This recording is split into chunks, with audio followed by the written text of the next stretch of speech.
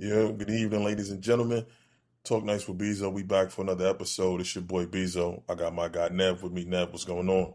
Yeah, as they say in New York. Yeah. We back for another one. Uh, Good news this week. Finally, after LeBron made his decision, they put the schedule out. The other day, Mm. they started with the Christmas schedule and first games of the season. Did you take a look at those? You get a chance to take a look at those? Yeah, I did. I'm still mad about the Sixers Knicks ring ceremony. I'm really upset about that, and I really got a lot to say about that. I think the So, NBA, yeah, I got a lot to say about that. So they put it out. First day, October 20th. It's 3 game slate. I think you got the Sixers and the Knicks at what 5 o'clock. Mm-hmm. Before that, what is it? The Celtics, Is it Celtics Detroit at Detroit at 3? 3, and then you got. Is that Go ahead. that's a new one? Yeah, I was looking at that. And I looked. They said that they was trying some. First of all, they was trying something new. They was trying to get the whole day to be the NBA and get people um more involved because I'm it's crazy because normally NBA is at night because people work during the day and they was never really doing that but I heard Adam Silver was saying that they wanted to play that game and it's an international game so it's not even in the Mm-hmm. state, it's Mm-hmm. overseas. So at that time I want to say Europe, Yeah, so the three Europe is o'clock Europe. game. That would be prime time. That'd be Yeah, about so seven prime time o'clock in there, seven, Europe. 8 o'clock. Yeah, 3 o'clock here. So I think they trying something new, and they said depending on how the viewership goes, they may continue it. The thing is, a lot of Knicks fans was kind of pissed about it because they feel like the Knicks is getting the short end of the stick, being champions, and they not really getting the actual coronation of being champions. Like last year, there was one game to start the season. Oklahoma City Mm-hmm. was the game, was the team because they was the previous champions, and they Yeah. got the spotlight. And then Mm-hmm. people was complaining because LeBron, the Sixers, is it going to overshadow what New York did, being that LeBron picked the Sixers, and it's pretty much his swan song out, going out to retirement. So it's been a lot of chit chat about that. You did you have an issue with it? Did you think any? Did your mind even go there when you heard about the opening games for them? The only thing my mind really went to was them having the one. I don't think that they should have played the Sixers, and I'm not saying that I wanted easy pickings for them on their ring night. Uh, I really don't believe that you should have overshadowed it. They've literally, I think too. Now that you bring it up, or now that you bring up that people have been saying it, I really do think that the NBA is trying to overshadow the fact that the Knicks are about to get rings. And it sounds crazy. It sounds like a tinfoil hat type thing, but you double layer it. You take them from being the only team on that night, the only other team on that night. Number two, you put them at 5 o'clock, where people are just coming home from work on that day because it's not really a holiday. Then number three, you got this quote unquote super team formed. Number four is LeBron's retirement tour. Can we say? I believe so. So I think it is. it's layered. It's layered. So it's taken away from the spotlight. Every other team has had a chance to kind of display their thing. It's looking like the NBA don't really want us to celebrate it. So I kind it's of taken away from it. You know what I mean? Yeah, because I was kind of like, all right, we got. I knew once LeBron chose whatever team he chose, I knew that was going to be the game that the Knicks would open up at the guard and get their rings, whatever. Because I just know how the NBA does. They are cash cows, so they're gonna try to milk everything within that first week. Mm-hmm. LeBron and the new team, the Knicks, the 53-year drought. But what I didn't want to happen was the Knicks to get overshadowed because I think it's a strong story, and I think it's a strong story. 53 years, undersized guard, leads them to the championship, and the value of friendship. I think those are layered stories where you can open up the new season, and those can take, as you know, it's going to be hours. before the game, interviews, this, that, and the third. I thought it was enough layered information in order to get that spotlight on New York because as much as people kept saying it'll never happen, they'll never win a ring, Jalen Brunson can't do it, and you know what? And that city, and it's New York City. It's the mecca of basketball. It's the biggest city in the world. It's a melting pot. Everybody's there. I'm like, let's not take away from that by putting this guy who's LeBron on the same stage because now politics get involved. He's going to want interviews. You're going to have them talking about him coming from LA and he wanted to come to New York and what happened here. I'm like, those are regurgitated stories. I want to hear something new, something fresh. So I agree with you where I wanted to see them play maybe Boston, maybe open up against San Antonio, a rematch from the finals, Oklahoma City, Detroit, Cleveland, you know, and plus the way that the Knicks played in the playoffs, there's a lot of teams that are looking for revenge, should I say, that are formidable teams like the Cavs, like San Antonio. But then, yeah, you got Philly, but it's not the greatest game that I'm looking forward to. I think we should win it, but I'd rather see them do something where if the spotlight was more in New York and what they accomplished in, because we already know where the pendulum is going to shift. It's going to shift to that guy. And then during the game, these guys are by whoever's, I think, is it on Peacock? Yeah, No, it's it's on on Peacock. Peacock. Yeah, so you're going to have Reggie Miller and the rest of these guys, Braun this, Braun that, the whole broadcast. So, but what do you think about? Do you think the internet? You think that 3 o'clock game is I'm something okay. I'm that'll okay with. stick? I'm okay with the 3 o'clock game. Maybe if I was a Boston fan, it'd be something different for me, especially if I'm a diehard Boston fan and I don't miss a game. It'd be a little bit rough. But I like the 3 o'clock game as a fan, as an NBA fan in general. I like the 3 o'clock game. I think that it could make a tradition. Will it stick? We're gonna have to find out. I don't know how you know how the NBA fans are with new things. So they were a little bit rough on the in-season tournament, and now it's starting to come around where the teams are actually taking that seriously. So we'll see. Maybe it's a new tradition. Maybe it's not. It's the same thing with like college football. Remember a couple of years ago when they started the week 0 thing, Yeah. and then they went ahead, and it's been a thing ever since. But now you know the NBA is trying to do something different. So I'm all right. I would say I'm nothing on the game, but yeah. Yeah, I'm not, I'm not sold on it only because it's opening day and a lot of people at 3 o'clock is either working or they'll forget. Like you said, outside of the diehard Detroit and Boston fans, but kudos to the NBA for doing something different, trying something different. We'll see if it works. And if even if it don't work, they're gonna try to push it down the proverbial fans' throats anyway. So, and then they had came out with the Christmas schedule. So you know, as usual, the Knicks got that 12 o'clock slot. They play at the Garden against San Ann. You got Mm-hmm. Miami and Boston. Then you got the Sixers and the Lakers at 5, and then Oklahoma City and Minnesota at 8, and then Denver and Golden State at 10:30. I want to ask you a question when it comes to the Christmas games. Do you think that last game is needed? Have you ever caught yourself like being overstimulated or fed too much NBA on Christmas, where that late night game, because it's a West Coast game, I understand that it doesn't really hit to you No, and it never hits. something else? No, bro, it never hits. It never hits because number one, Christmas Day now, you're kind of overstimulated with sports in general. Because remember, now we got football games on Christmas. Yeah, So you might catch the basketball game, you might catch the Knicks game at 12, and then by like 3 o'clock, 3:15, you're gonna catch the football game.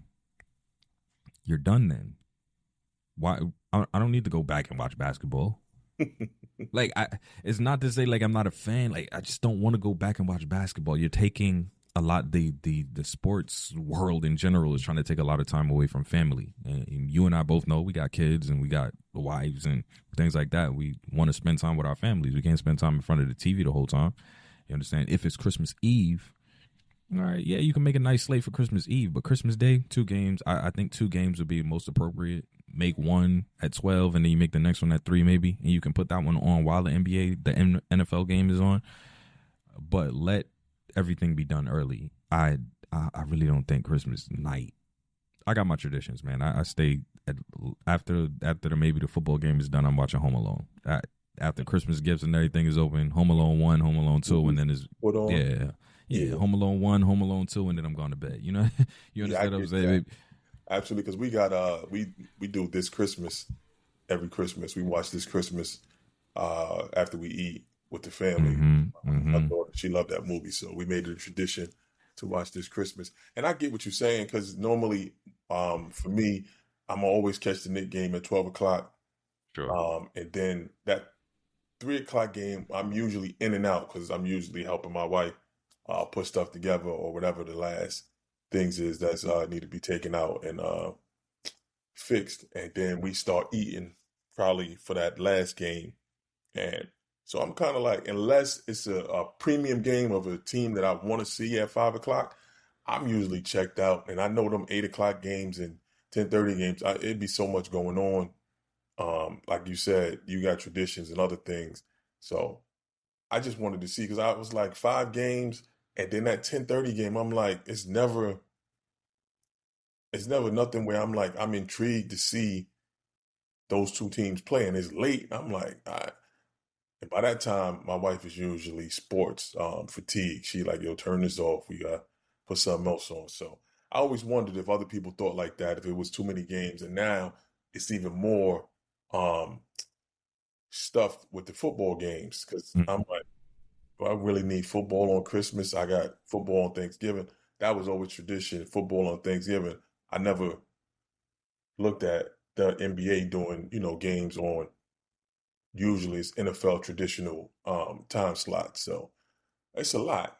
So I was just wondering, but the games themselves, by Christmas, the Miami and Boston game, you think it's going to mean something, or? Nah, bro, you already know how I feel about the Miami, and I think we've agreed on what Miami's roster construction is right now. And if you got Davion Mitchell playing point guard, yeah, they might be trying to hype him up right now, but I just don't see it. I don't see it. I don't see them being too much above. I think they'll be above 500, but I don't see them being too much. Maybe 1 or 2 games above 500. I don't see them being that great. The game to watch really on Christmas is Knicks Spurs.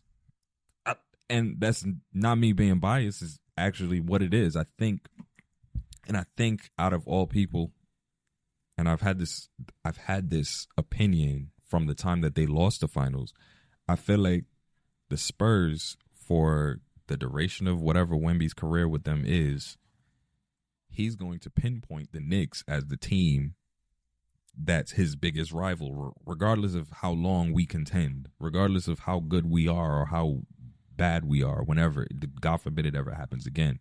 But he's going to pinpoint us. So it's always going to be a game. There's always going to be something. He's always going to want to show off when the Knicks play. So it's going to be something. And we got Brunson, we got our guys, and they're going to want to play on Christmas. So yeah, I think I like that. It's just 12 o'clock. Knicks, hopefully it's a different. Knicks never wake up on Christmas until like the second half. 12 o'clock games used to kill us opening that early. So I kind of agree with you. I do like the Sixer Laker game, just from the storyline. But personally, I would have rather saw Sixers Boston on Christmas, because it's Christmas, it's a holiday, and that game could be highlighted. Even though I know they play earlier in the season, I looked at the schedule. Philly and Boston play early in the season. I think the Jalen Brown versus Jason Tatum dynamic is bigger than the LeBron James versus the Lakers organization, because it's not really Braun versus Luka. They didn't really have an issue.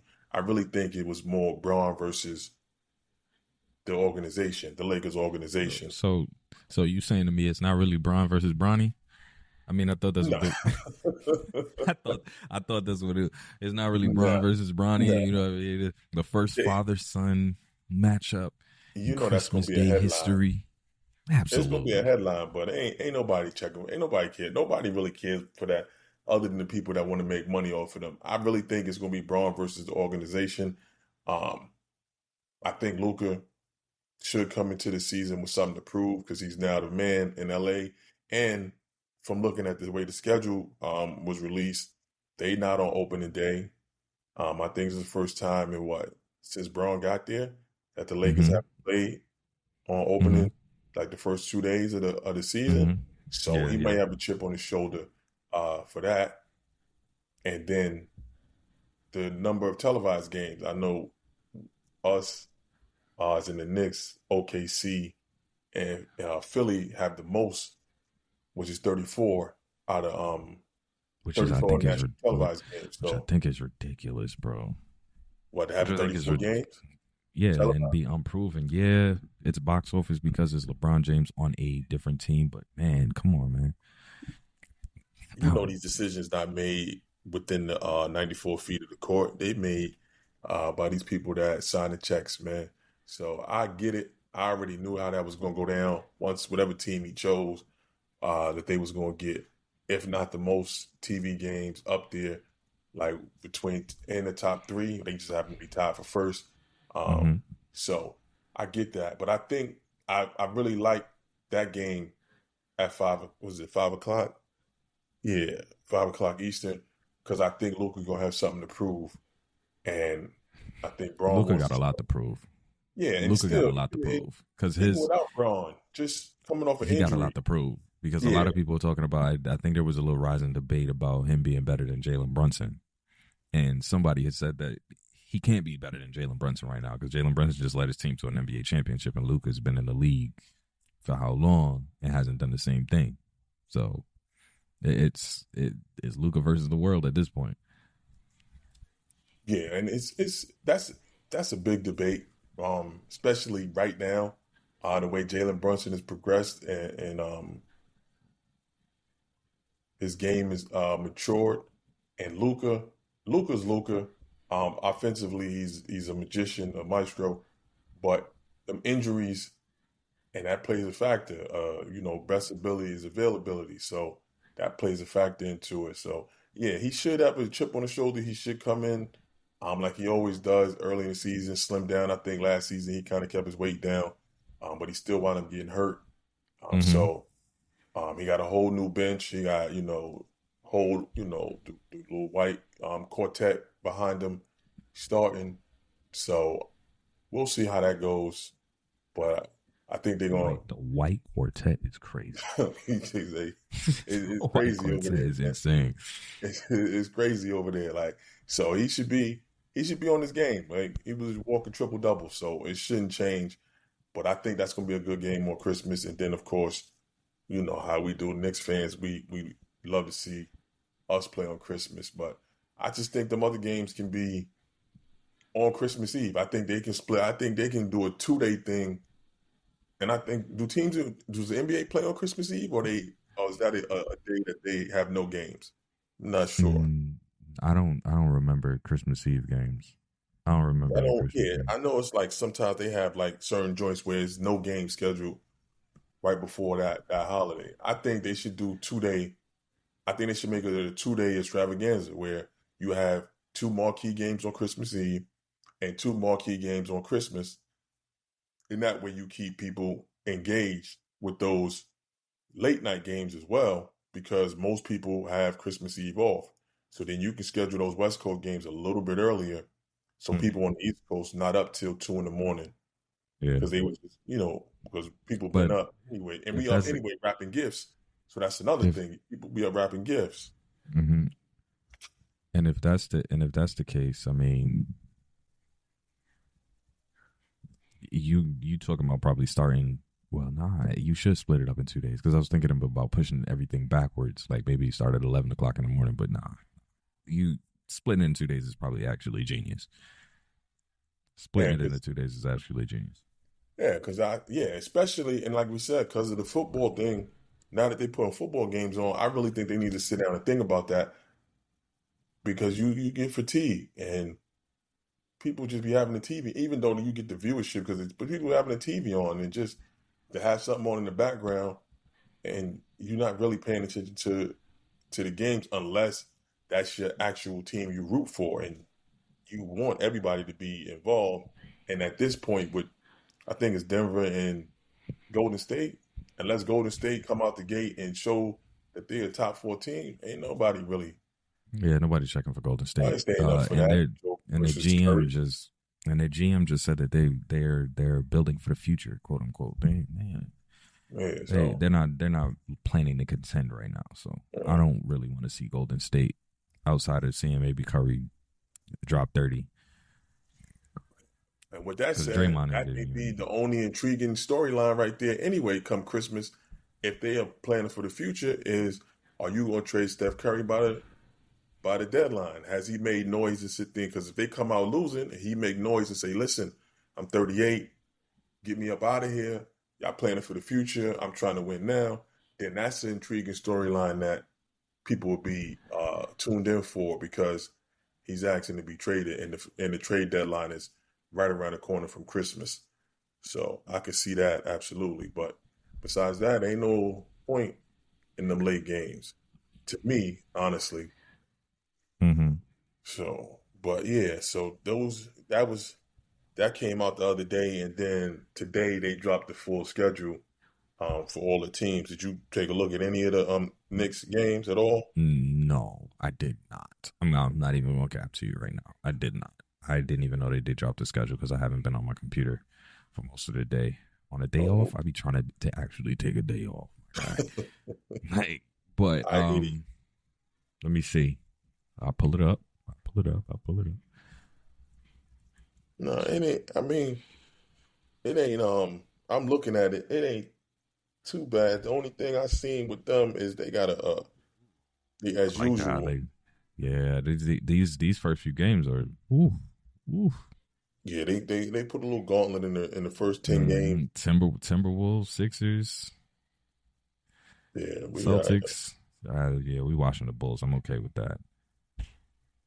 But Yeah, them first. Yeah, I dog, want to they see. I just want to Brooklyn on see November 2nd. if it's going to be any hangover. That's what I'm interested in. I'm interested in seeing if they've gotten complacent. That's what I'm interested in. I'm really interested to see if the Knicks have gotten complacent. If this is it, or has this summer now given them something else to prove? Because everybody else outside of the Knicks fans, outside of Knicks Nation, has kind of put their championship on the back burner. Like they won the night, and then it was just everybody else was like, "All right, I won. Have y'all whatever." After the parade, it was like, "Yo, shut up. We don't really want to hear it no more." And That's hate, and I get that. I expected that, but I did see Brunson. He had did an interview, and he said something interesting to me. He said that he had put the championship behind him, and he after the parade he went back and started focusing on the next season and bringing another championship to New York for this season. So I was pretty happy to hear that he was locked in and wasn't really basking in the fact that he was the first to bring the championship in 53 years. So that should be something he that he is, really got some, and I hate to use this euphemism, but he really has some this Jordan-esque, I still got something to prove mentality to him. He don't got 100% of it, but I think that he got whatever it is that he has it. I think he does have it. yeah, I see it in him and I can hear it in when he's talking and I see it in his game and I see it in the way he approaches fourth quarter. So I'm happy to see that. I just hope everybody else is on that same track and they able, put all whatever extensions they got to get done. but I think everybody's gonna come back locked in. Because I think they feel, even though they won the championship, I really feel like they feel slighted. Like people really is writing them They off on, do. They do. hey, you Because ain't they say they were something. slighted the entire time. They won 12 games off of luck, X, Y, and Yeah, Z. And yeah, their championship was lucky. And you caught Wemby at an early time. No. Oh, the championship, there's participation trophy. Oh, the whole nine. You've heard it all. that should be interesting.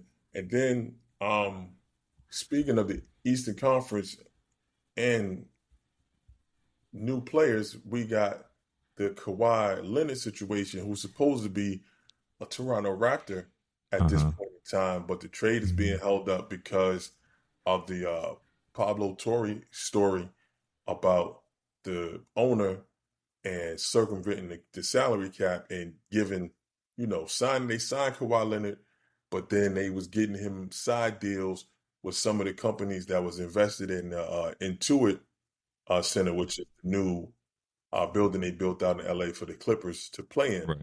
And Right. so they investigating it and, that's holding up that trade. So people always gonna find a loophole to do something uh to try to make that extra money. My Yeah. question to you is, do you think, because it's a billionaire, these are billionaires we talking about, so they make money hand over fist. Mm-hmm.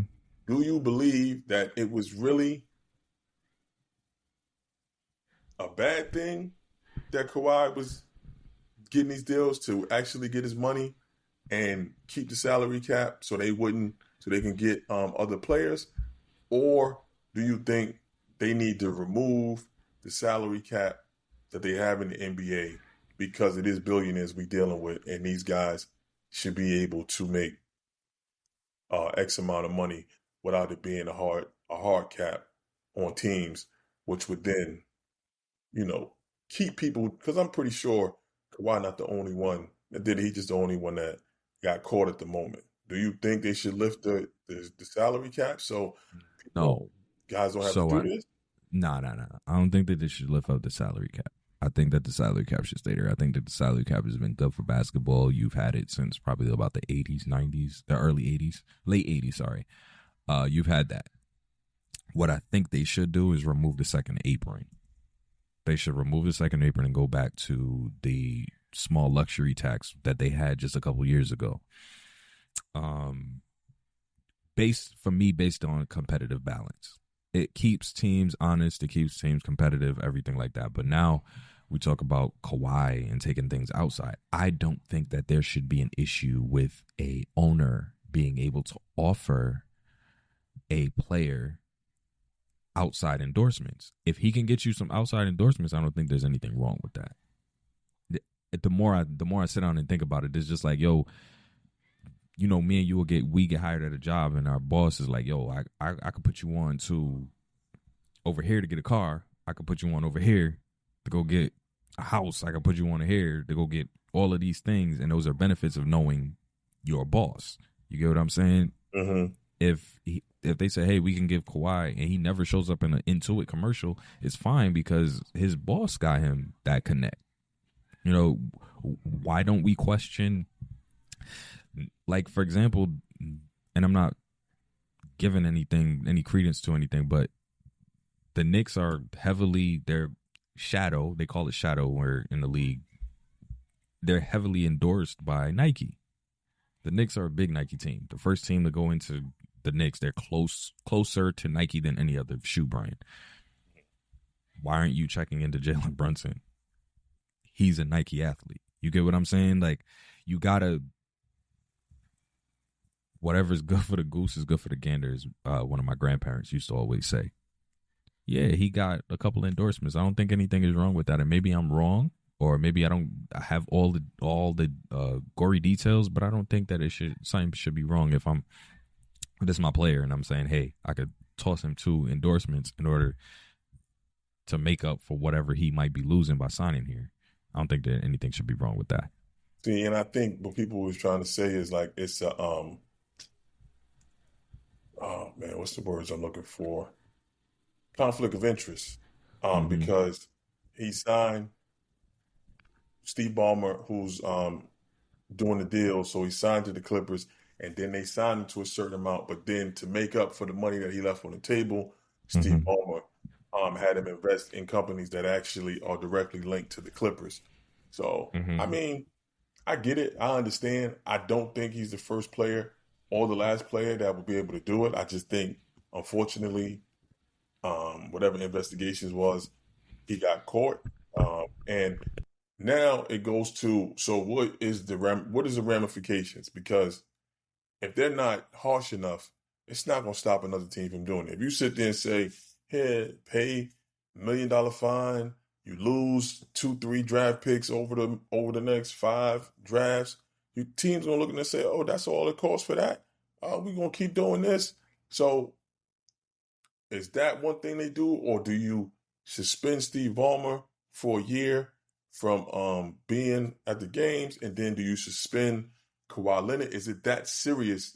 Because we trying to see where the seriousness of the actual offense is. Because if it's that serious and it's taking this long and it's so important, then I'm looking at what the ramifications are, because then that sets the precedent on, is this going to happen again down the line? Because I can tell you, if it's a couple $1 million to these billionaires that they got to pay and you lose a couple draft picks, they're going to keep doing it. If they can save money and put a team together, even though the Clippers still stunk, but if they can save money to put in the other players and keep their star player and be able to, funnel some money from another deal, then they're going to keep doing it. And all they're going to do is go and find a better way to hide it. So, I don't know. Yeah, it's been happening for years. The last time I remember getting caught, it was Joe Smith, Yeah. with Minnesota, I believe Mm-hmm. it was. Yeah. Yeah. So this isn't. It ain't nothing new, bro. Something that's been happening. I think it's happened to other people. Just there was no journalist to go digging for it. Pablo Turri did. Of course, he did an exceptional job of finding this information and then relaying it to the public. But I really don't think that this is something new. I don't think Some it is might be a something new. marked man. He might be a marked man in Toronto and LA. You gotta watch his That's a back, fact. because That's a fact. That's a fact. then he was sitting That's there a talking fact. about, yeah, I'm about to go find out about Jalen Brunson, and if they tampered Yeah, when he yeah, was yeah, in. yeah, So I'm yeah, like, yeah, bro, yeah. Don't come to New York with that. go stay your ass where you at, Because man. at this point, leave the Jalen Brunson situation Like, alone yeah. because he don't And want a you live in New championship for York. New York. Yeah, and you live in New York, Pablo. Yeah, Like, let's not get crazy, because they'll do something to you. They see you on the street and you digging in the Jalen Brunson. So leave that alone. You stay with Kawhi and them. Don't come over to New York with that nonsense, man. Nobody need to know nothing about none of that. Go do your investigative journalism elsewhere. So, but we'll see. Because I'm like, what's this, August? So they got a couple months before to see what's going to happen. I'm thinking it got to be something drastic that they're going to do, because Yeah, they're they, gonna probably suspend him for half the year. yeah. And then if that's the case, Toronto's going to be like, nah, we're not losing Brandon Ingram, and we can't get this man back until after the All-Star break. That's crazy. I, So then you just I do a you know, I monkey wrench think in that. their game. Yeah, you know what I think? I think otherwise. I think otherwise. I You think think they're Toronto going would to take the go with him? risk. I think they would take the risk. And let But Scotty they don't. Barnes lead the way. Scotty Barnes lead the way. I think they have. I think they got some players that'll hold down the fort until Kawhi decide to come back, or not decide to come back, but when he would come back, potentially, allegedly, potentially, however you want to say that. But I think they'd Are be we all right. sure? Are we Yeah, sure? Because because I yeah, watched them because last season, and without Brandon Ingram on the court, they ain't really do. yeah, They weren't scary to me. they didn't really want Brandon Ingram. And he was starting to murmur and complain a little bit, and he was trying to make his way up out of there. That's why the trade was easy to make for them. Yes, yeah, if he don't want to be there, but I'm like, from a basketball Ooh, standpoint, I'm not you. yo, No pause. Kawhi Leonard. Let's break some news real quick. Let's break some news real quick. Bradley Beal is returning to the Los Angeles Clippers for 2 years, 13.2 mil, with a player option for a second year. For We what? breaking news. We breaking news on We're Talk Nice. Absolutely. For what? Nothing. And all jokes aside, nothing. So what Bradley Beal's washed up. He's no good anymore. It was really a joke, but he hasn't been good since the last season he was in Washington. So it's neither here nor there. I don't know what the Clippers are actually doing Yeah, I know that at don't this make no point. sense. I'm like 13. Okay, so you're looking at 6.5 million. Is it? Let me see. Oh, so it's a player option for the second season. He gonna Hmm. pick that up.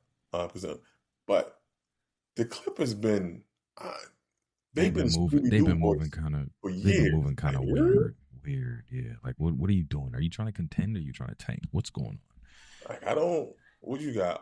Garland and now Bill, maybe Brandon Ingram, and I'm like, well, y'all been screwing stuff up since Chris Paul was there, and y'all really screwed it up on that SGA deal with PG, sending PG over there because Kawhi want the Clippers.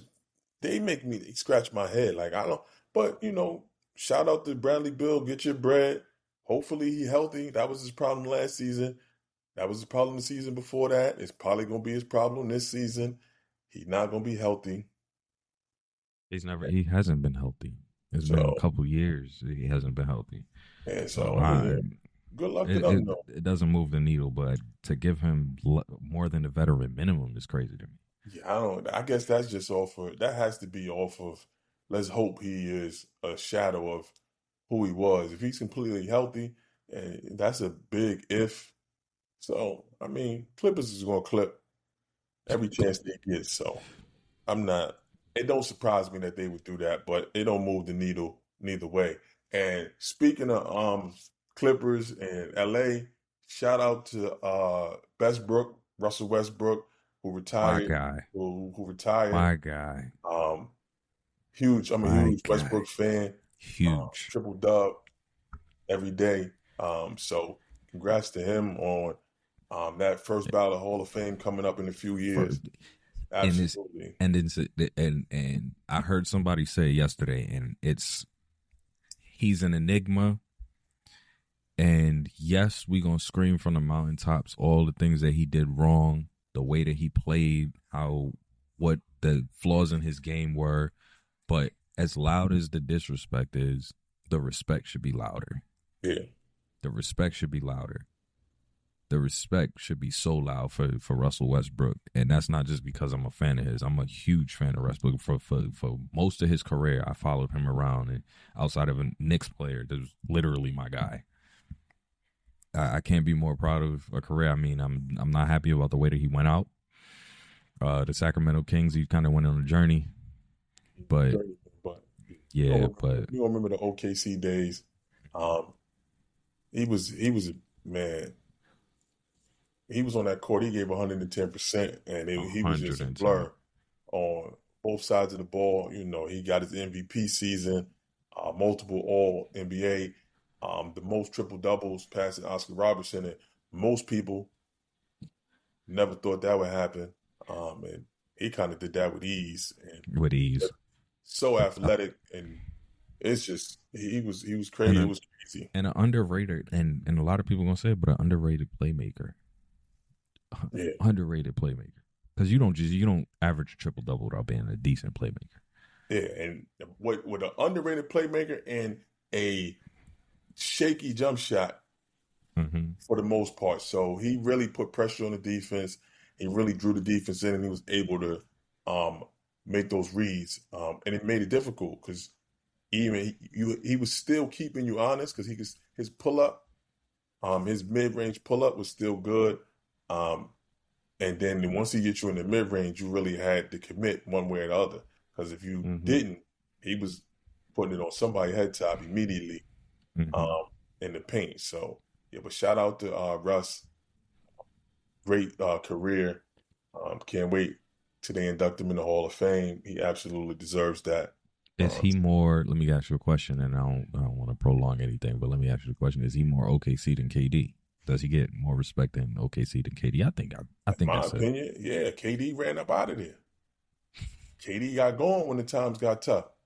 I ain't see Russ. Russ ain't leave until It They was made damn him. near time to turn the page in OKC on his regime there. Like he was there. You remember KD ran to a 73-19 because he couldn't, in my opinion, he couldn't hack it. And Russ was like, nah, I'm holding it down. I'm here. I'm here for the duration. We gonna continue to keep fighting. And So you know the crazy thing, KD is moving into a space now where he's slowly, while he's still a good basketball player, he's moving into a place where he's slowly irrelevant. None of the games, he really doesn't have a primetime game. no, he doesn't. He's not moving anything. He's not moving the needle no more. So I think we're starting to see the decline of KD. Yeah, he always gonna get buckets because he's 7 feet tall and moves like a guard. But I think we starting to see his effectiveness and his motion in the league is gone. It's completely gone. Yeah, he's this is his last. This is his last days in Houston, and he's not the draw that he was, and I don't think he's the draw that he was because I believe that stigma of he's not winning on these teams that he's going to. Like he's not making long, deep playoff runs. He didn't do it in Brooklyn. He didn't do it in Phoenix. He didn't do it in Houston. So the allure of a KD being box office is kind of on the lower end spectrum for me. He's still a great scorer. Last thing to go is your scoring for most scorers. So for that, he's still scary to a certain extent. But I watched him in Houston, and he's kind of, I don't want to say aura, but I think his shadow is bigger than that team when he's on the court. And maybe it was the first year because they didn't have a point guard because Van Fleet went down. Maybe it'll change this season with Van Fleet back.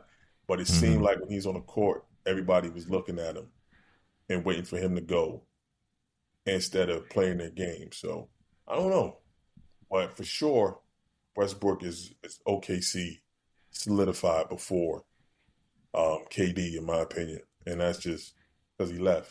If he wouldn't have left and he would have stuck it out and tried to get back to the finals with that team, And it'd I be think different. they could have. And that's the crazy part. They could have. They wasn't that far off with who he had in that last iteration when they were going against Golden State. They weren't that far off. Son is fragile. I'll be honest, he's fragile. So he's fragile. So I'm not. Whatever. I don't even like talking about boy because he pissed me off. He cry and whine too much, and Could Twitter you burners imagine? Could you pissing me imagine how off. he signed to New York? Man, Yeah, and that's the best thing he ever didn't do ever did, was ever signing did, with ever did. Brooklyn. Like Yeah, seriously. because I think that would have put us on a trajectory somewhere else. So shout to him for not signing. Shout to Kyrie. I fuck with Kyrie, but shout to them for him listening to Kyrie and rolling to Brooklyn. Appreciate y'all. Y'all brought us that championship pretty much by not signing. So Oh yeah, shout to that. they inadvertently brought us that championship because then we signed Julius Randle, Yeah. Marquise So from Morris. Julius Randle is subsequently traded for Karl Anthony Towns, which Markieff Morris is traded for cap space to get OG. Is he traded? He traded for the first round pick that you get Emmanuel Quickly with. yeah, Then you trade Emmanuel Quickly and RJ. along with RJ for OG. Then you sent out Cam Reddish for Josh Hart. Once Brunson was already here, but all of the other stuff was a clear space for Brunson. Um, yeah, so shout to them for not signing. I Shout out to them. appreciate Shout that. out to them. Big shout out to Absolutely. them. Yeah, but yeah, Westbrook is one of a kind.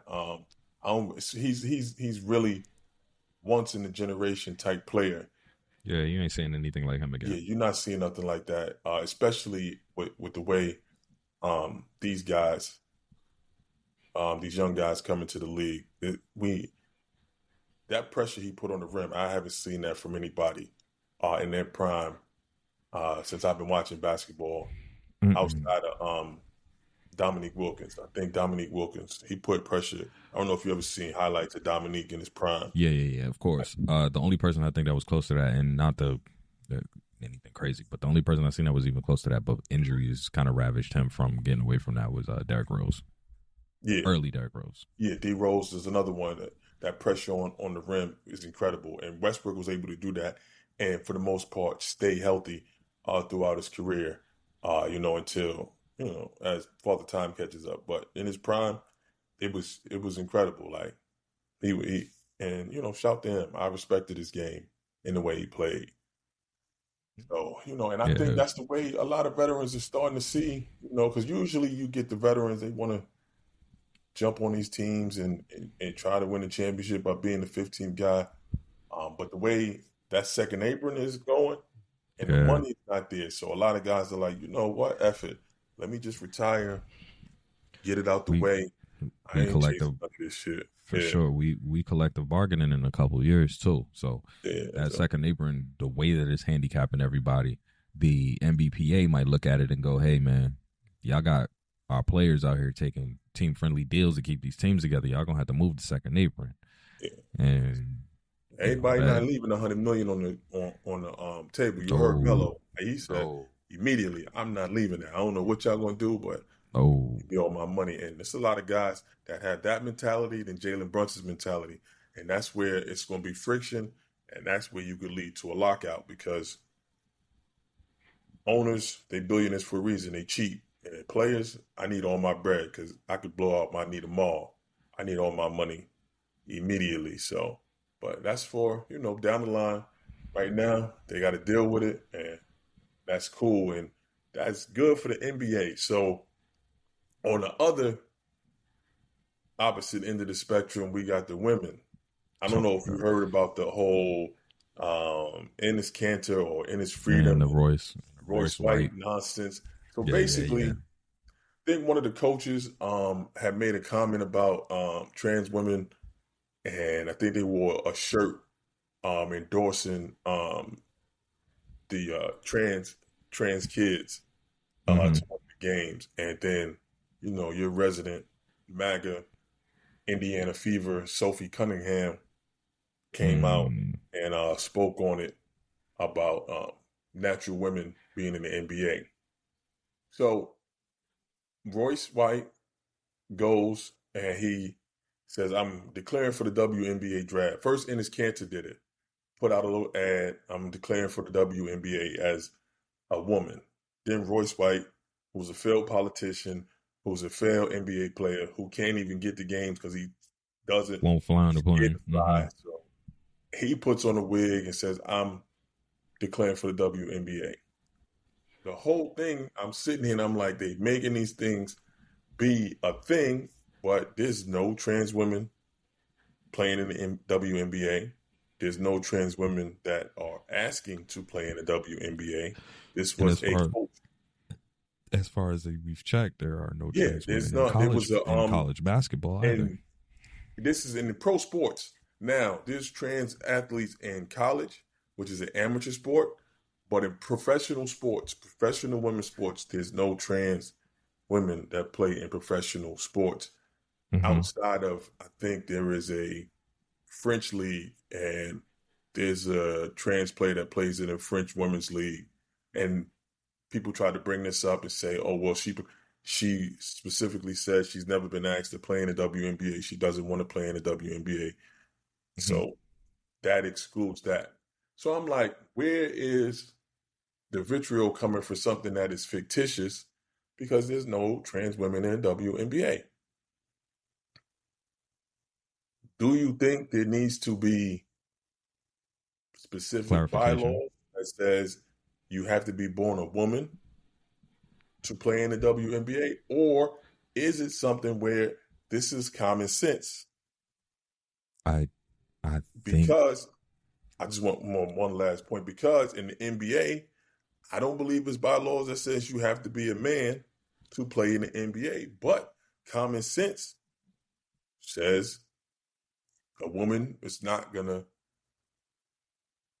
make herself eligible for the NBA draft. What are your thoughts on it? I think there should be.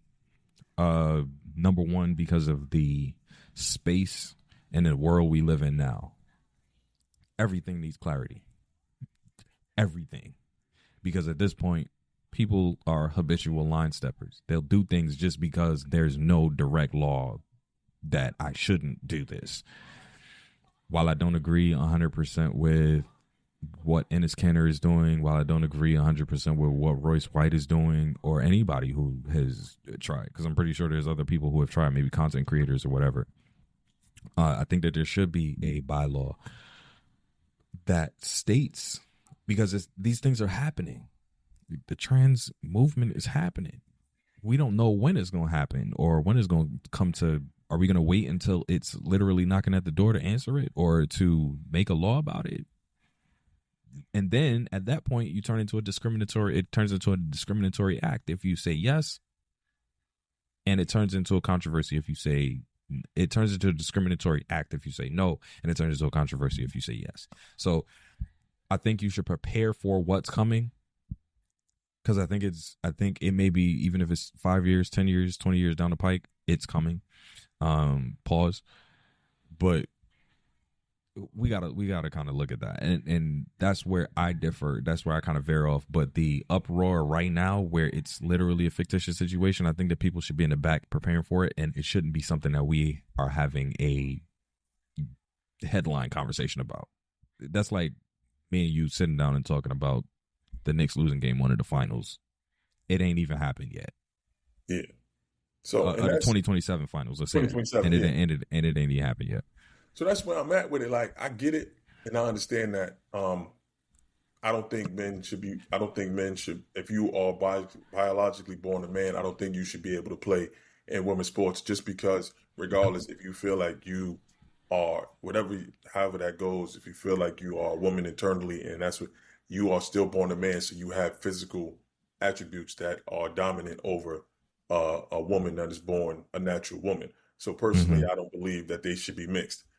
I think that this particular thing has nothing to do with the WNBA or the women that play in the WNBA, because there's nobody trans playing. I think this is more political ploy, because November is right around the corner, and you have midterms coming up, and this is one of the things that the Republicans have been staunch about with the transgender population and trans athletes.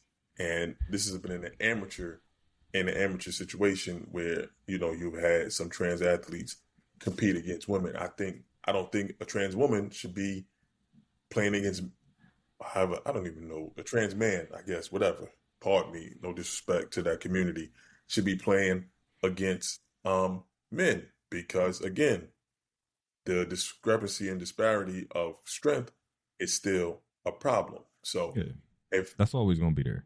Yeah, so I think, like you said, I believe that it probably has to be put in the bylaws that the league is for naturally born women, and then same thing for naturally born men, and they need them, whatever they need to do.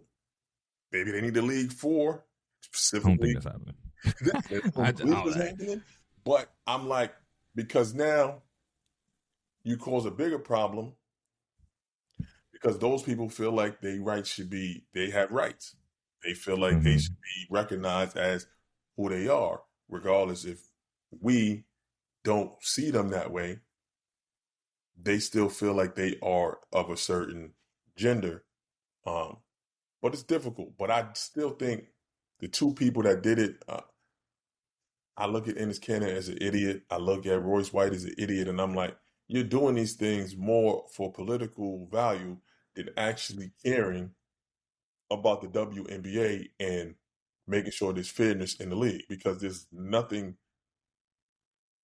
where you can point to and say, well, here's a transgender that tried to get into the draft. And personally, I think it takes away from the league itself. The league is just starting to become something where money can be made. They just, I think, went over the $1 million, where they were signing for more than $1 million, because before the league was like working a regular job for a lot of these women, and it still is to a certain extent. But I think the steps that they're taking to become legitimate is getting overshadowed by nonsense.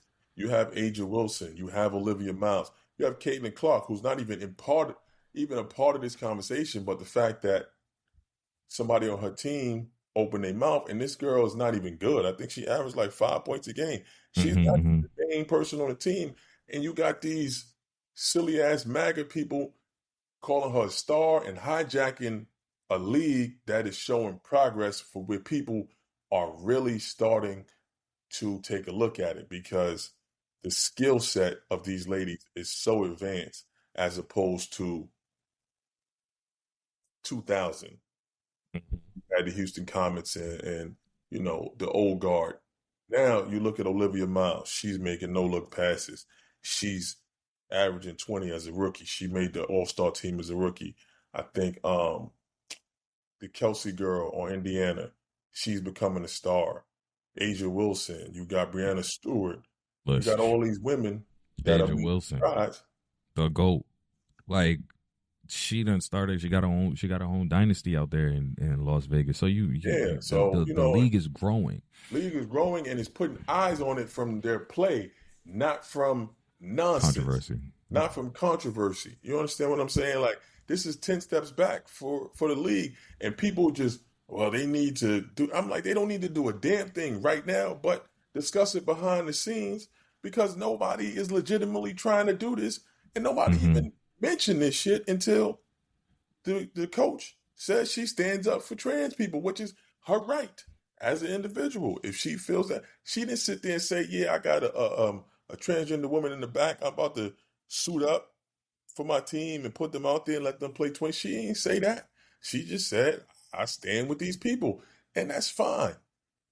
See, but the people, they want to have you in line, and they use that to put fear in the country. And that fear mongering shit is what the real issue is. Because then they'll leave certain shit out. Like the WNBA had a meeting. And if you read what they put out, they said we had a discussion and we're going to continue to have ongoing discussions about multiple things in the WNBA. What do these people do? They put that up. Oh, they can't come to a conclusion of what makes a woman a woman. The statement didn't say that shit. Statement said we're going to have ongoing discussions about everything we discussed, and over the coming months, we'll come to a conclusion. That is business. They want somebody to come out and say, well, this, that, and the third. No, that's not how business works. Unfortunately, that's not how business works. But these people are going to keep pushing this fear-mongering agenda to try to get people scared to do this, that. And I hate that. Like, make your own decision. Do your research. And if you stand with these people, then you stand with them. If you feel like, and you could stand with people and still say, I don't agree that you should be playing against women. That's fine. If you agree with it, that's fine. But I just think those two, it was just stupid to me. Like, I'm like, what are y'all doing? Like, y'all know this shit is not what it is. And of course, you had your boy, Stephen A. Coon,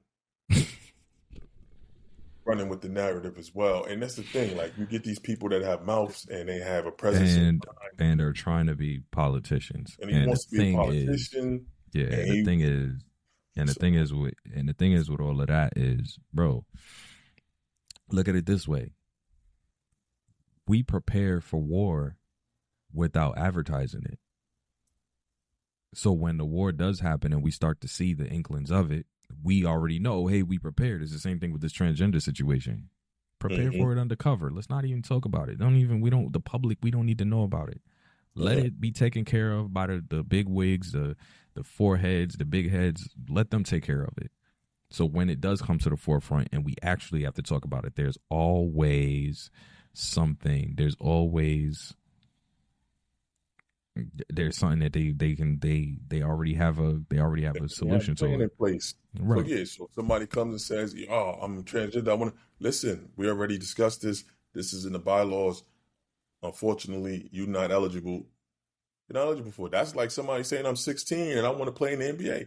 In the bylaws, it says you got to be a certain age in order to play in the NBA. And if not, take your ass to college and wait till you get that age. That's just, it is what it is. Same thing with football.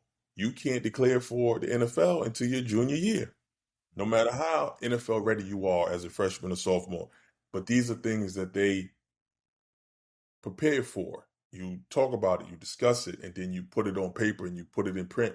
And that way there's no surprise things. You really think that the WNBA hasn't discussed this?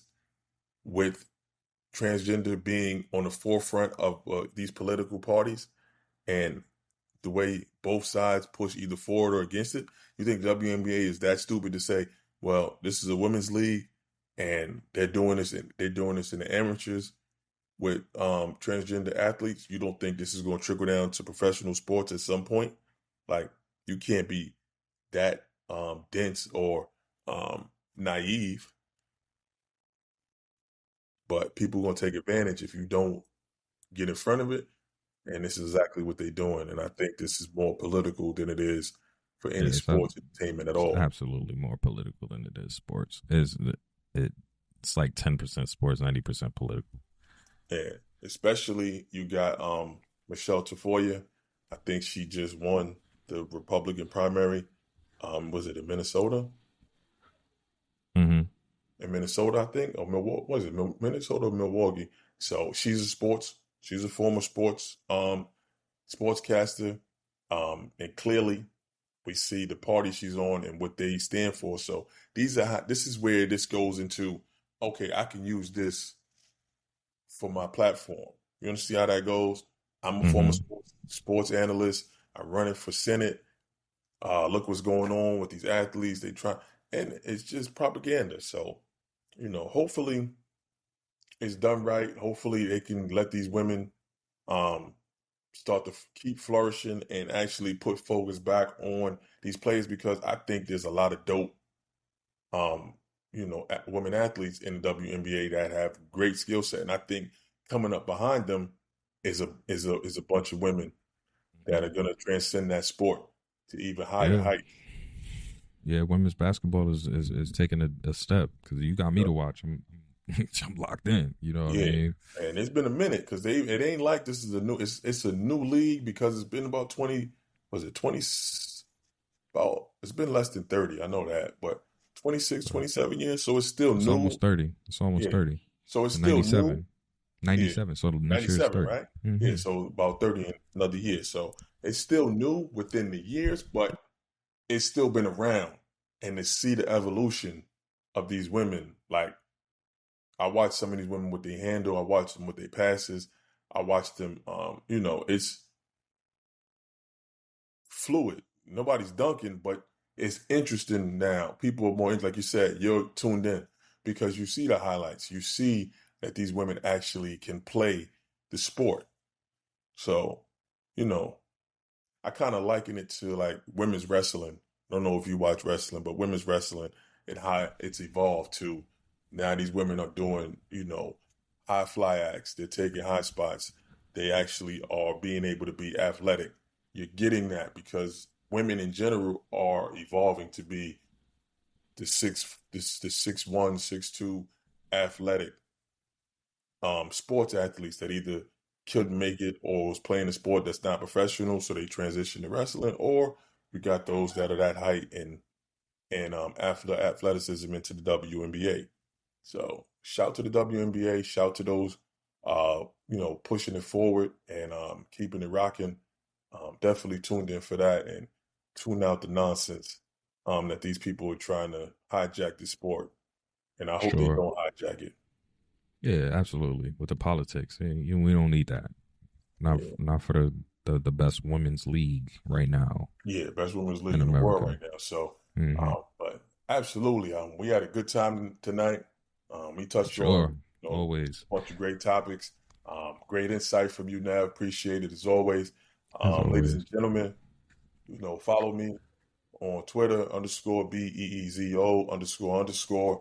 Um, follow Talk Nights with Beezo on YouTube. We put these up every week. This will be out either by tomorrow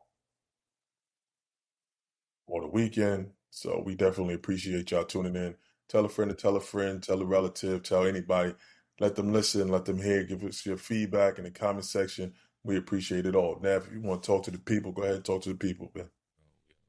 Everybody, look, like, share, subscribe, do what you got to do. Tell a friend to tell a friend to tell a friend, and then tell a family member to tell a friend. Just get the word out there that we, as they would say, as I think it was Marlo from The Wire said, we back up. So, get everybody. I hope everybody has a good weekend, good night, and I'm really looking forward to next week because we talking about football. Football. Oh yeah, Dallas Cowboys. You know how I do. So Oh my gosh, there you go. you know, you already Yeah. know. So I'm on it There next you week, go. There especially when you preseason go. started tonight, I Mm. believe. Oh, and you said you rock with. No, I'm a Ravens fan. I'm an So we indentured definitely, Ravens fan. yeah. So I'm a Lamar fan. So y'all lost your coach. So I definitely want to see what y'all looking like this Was it season. a And we loss play though? y'all, huh? Was it a loss though? I don't think it was a loss. We shall see. And we play y'all week. I think week 3. So we definitely gonna be locked in, um, dealing with that and talk about that. So can't wait for that football season back, ladies and gentlemen. We be here next week talking all about it. So, with that said, we talk to y'all later. Y'all be good. Y'all be safe. And we'll holler at y'all. All right, peace out.